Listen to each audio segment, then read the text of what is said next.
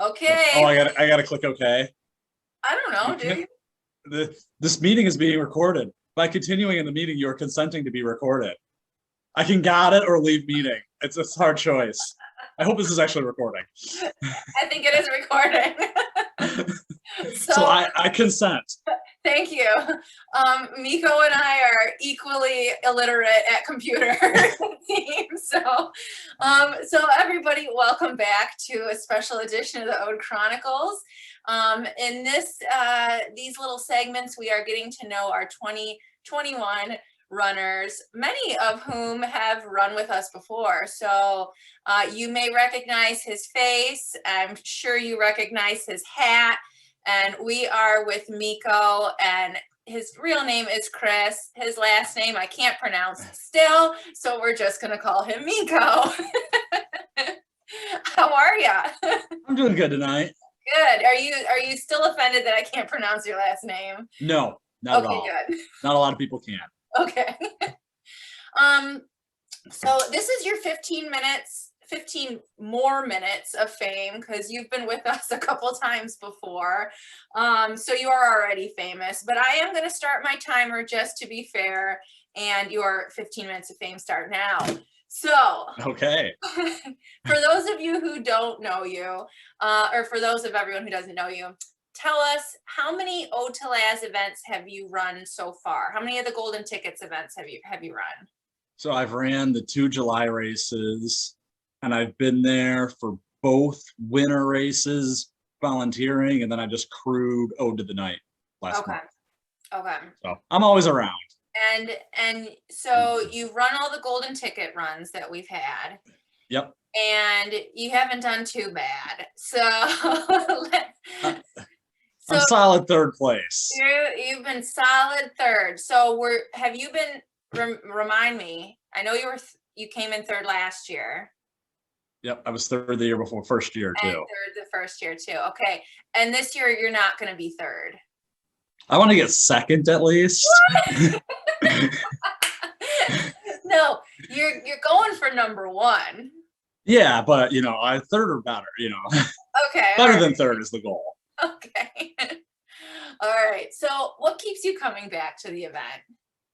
This is just a fun race and a fun family. Like, the first year was so insane, just the way everything happened, and what Tad built, just this whole race out of kind of nothing, out of a goofy idea, just makes it even more fun, and just everybody who's part of it. Yeah. Just fun. Like, yeah. And we talk, it's a stupid race, and we talk about how stupid we are for running it. Although actually Tad, and I texted him the other day, like, yes, I never asked you to do anything, or something. He's like, I'd never asked you to run more than one Ode lap, because that's what I'll do. It's like, responded, you've never asked me to run any Ode laps. Right. You've just given me the opportunity. Yeah. Yeah, Tad will tell you he only runs one lap at a time. So yeah. Yeah. And he walks all of the hills. If there's even a slight chance that might be an incline, Tad is walking it. He conserves his energy well. I ran with I ran with him and Paul one time, and Paul paced us, and it was like perfect. So yeah, Tad's got it down. So as a return competitor, have you made any changes to your training this year that you haven't typically done in the past?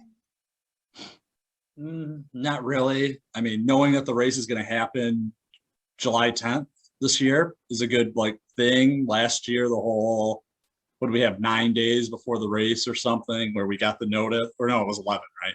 11 days before the race, like, hey, you got to be ready to run for 20 some hours, 11 days, be ready. Yeah. It was a little bit kind of a shock to get everything in line. Yeah. Now that we're 100% go, that's pretty cool. Have you changed your mileage at all this year in your training? Have you been upping your mileage, or are you kind of doing the same thing that you always do? My same training. I normally don't run. I'm consistent. That's about what I'm at. So. Okay. Now I know, correct me if I'm wrong, but you took some time off this winter. from putting in a lot of miles, and you were doing some more strength training. Yeah. So why'd you take the time off, and how important do you think strength training is for your performance? Yeah. So the time off always happens. Like that's nothing new Okay. just this year. So normally I end my season with World's Toughest Mudder in November. Okay. And then that's like the second week of November. Then I'll normally take that to the end of the year off and start running again after Christmas. Okay. And running for me, it's, I'll cut back to 20, 30 miles a week and just kind of as I want, no schedule, go run with friends, do that. Yeah. Just no schedule, no pressure for a little bit, just a little mental time. And then strength training, it's kind of a must, like, from my kind of side being obstacle course racer, a big part of what we do is strength, right? It's you have to be able to run. And when someone gives you a 70-pound sandbag you have to carry for a half mile, you have to be able to do that, or pull-ups, to do monkey bars. So it ties in really well. Just cutting back on the mileage lets me up the strength. So it's just a change and out of the groove of just running every day. Okay. Gotcha.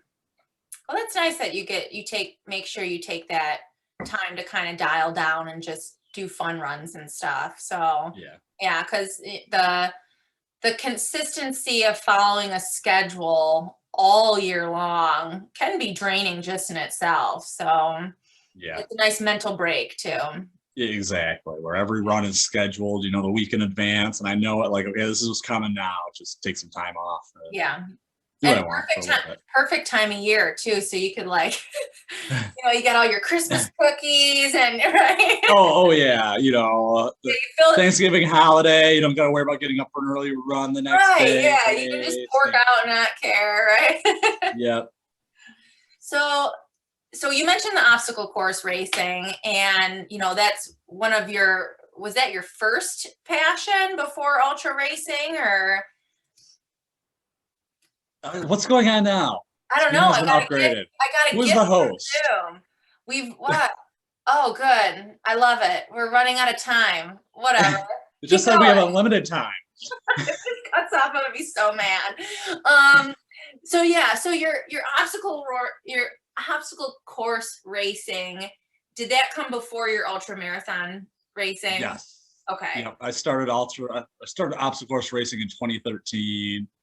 Got really serious with it at the end of 2014, and then kind of got into ultras and stuff at the end of 2017. I set my sights on World's Toughest Mudder, which is a 24-hour endurance obstacle course race where you're doing 5-mile, 20 to 25 obstacle loops, starting at noon, going till noon, noon Saturday, noon Sunday.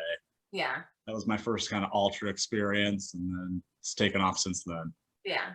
So have you convinced any of your obstacle course racing buddies to come and run the Ode?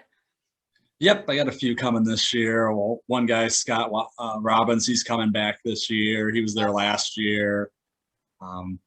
Didn't understand the pacing strategy, so he burnt out a little early. Okay, gotcha. And then I have another buddy, TJ, who's was on my team for team relay, a 12-hour race. Obstacle race, so he's coming out, and then possibly a couple more. Nice. We'll see. I don't think we're full yet, so there's still a little bit of time. Okay. All right. I'm looking forward to meeting some other obstacle course people.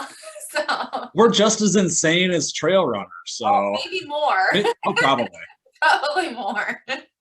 So I just don't know when I drink. Am I supposed to show this logo or this logo? Oh, it doesn't matter. I don't know. Good. They're both good. So last year, 28 laps was the winning laps. And that was the most laps that anybody's run at an Ode de Laz race this far. Do you have a prediction of what the lap count will be this year for the win? I think we're going to get into the 40s, probably low 40s. I know a couple of us have the goal, like to see what the next shirt is for the 36-hour award. So Nice. I gotta have that goal. A couple of us have that goal in sight, trying to get there.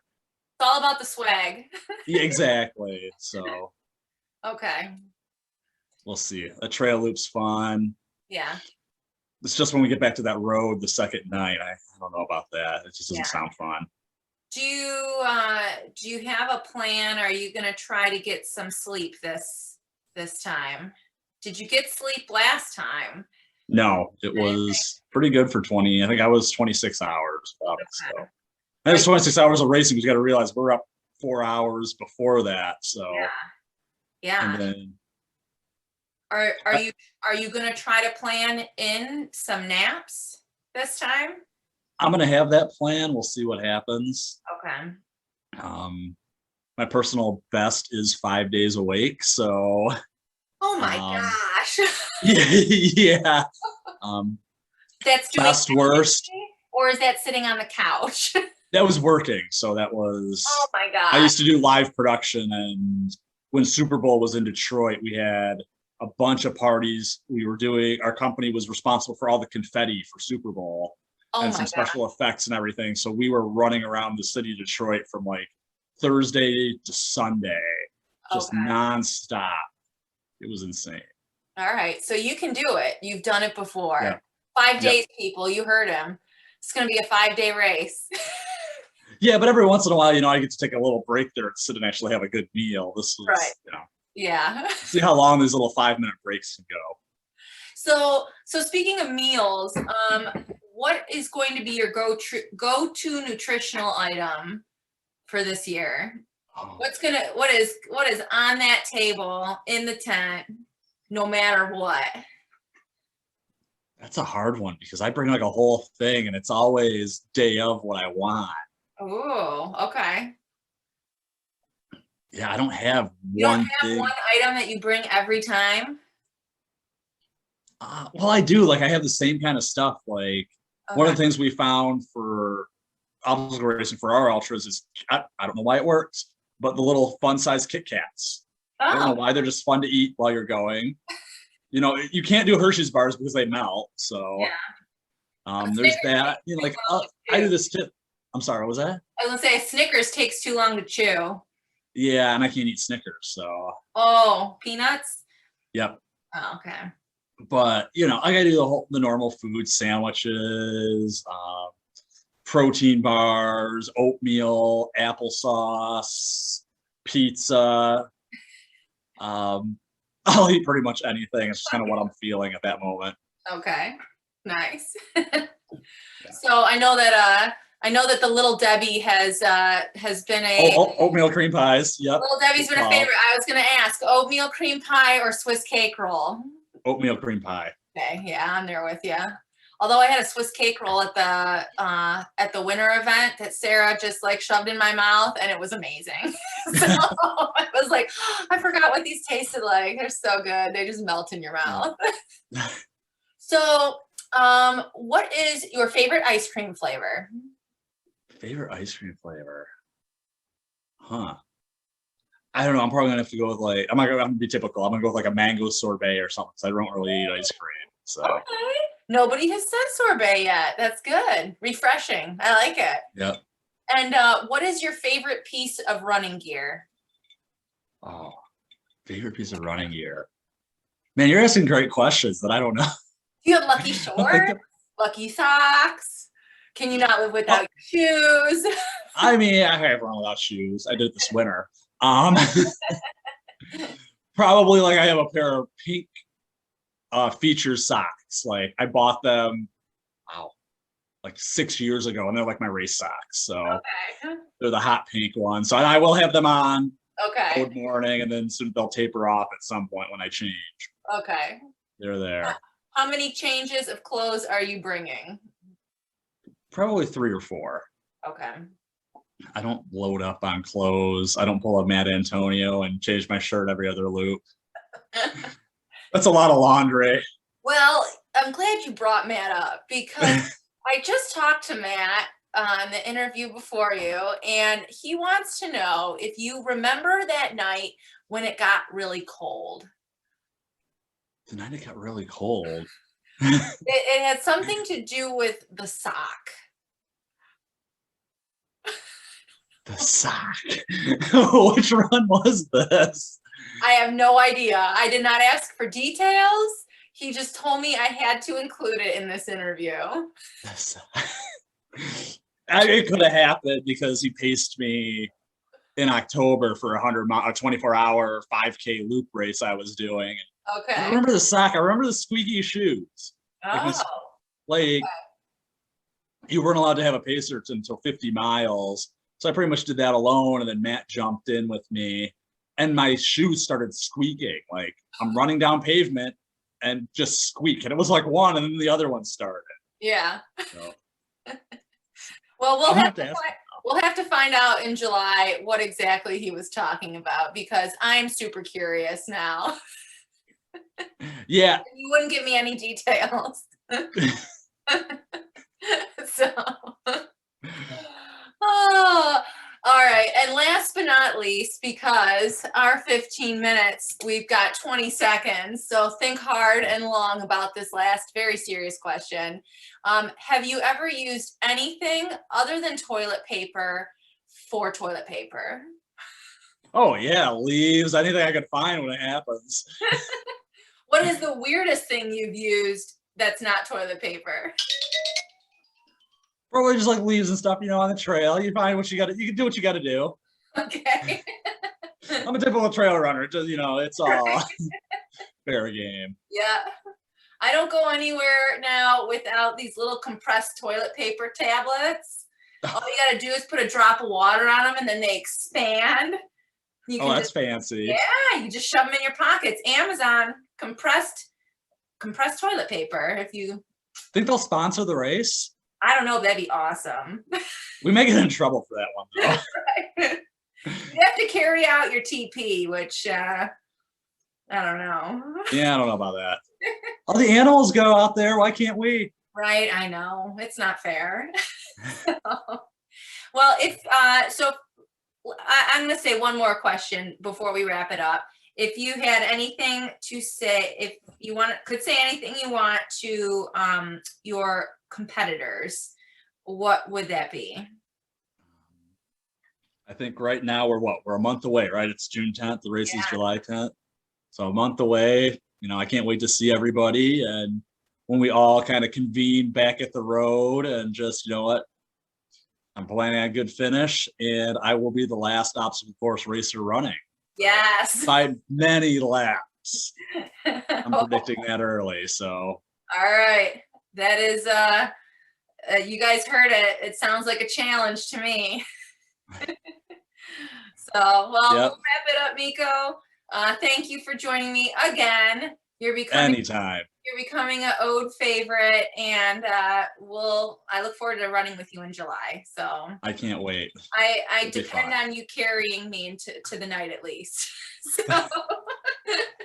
no pressure. Well, that's the best part about this race, right? Like every time we're there, like someone's like, okay, I got one more lap, or I got two more laps, and then I hit my 50K, or I hit my marathon, or I hit my whatever, and they'll say that.